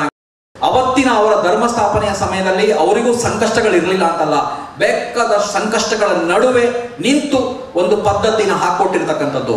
ಹಾಗಾಗಿ ಆ ಪದ್ಧತಿಯನ್ನ ನಮಗೆ ಬೇಕಾದ ಹಾಗೆ ನಾವು ಯಾವುದೇ ಬದಲಾವಣೆ ಮಾಡಿಕೊಳ್ಳದೆ ಏನು ಹೇಳಿದರೆ ಪ್ರವಾದಿಗಳು ಆ ರೀತಿಯಲ್ಲಿ ದೇಶಕ್ಕೆ ಪೂರಕವಾಗಿ, ಸಂವಿಧಾನಕ್ಕೆ ಪೂರಕವಾಗಿ ಕಟ್ಟುವ ಪ್ರಯತ್ನ ಮಾಡೋಣ. ನಿಮ್ಮೊಂದಿಗೆ ಇಷ್ಟೊತ್ತು ಸಮಯ ಕಳಲಿಕ್ಕೆ ಅವಕಾಶ ಮಾಡಿಕೊಟ್ಟಿರ್ತಕ್ಕಂಥ ಕುದ್ರೋಳಿಯವರಿಗೂ ವಂದಿಸ್ತಾ, ನಿಮ್ಮೆಲ್ಲರೊಂದಿಗೆ ಬೆರೀಲಿಕ್ಕೆ ನನಗೂ ಒಂದು ಅವಕಾಶ ಆಗಿದ್ದಕ್ಕೆ ನಿಮ್ಮೆಲ್ಲರಿಗೂ ನಾನು ಅನಂತವಾಗಿ ನನ್ನ ಪ್ರಣಾಮವನ್ನು ಸಲ್ಲಿಸ್ತಾ ನನ್ನ ಮಾತನ್ನು ಮುಗಿಸ್ತೇನೆ. ಜೈ ಭಾರತ್ ಮಾತಾ.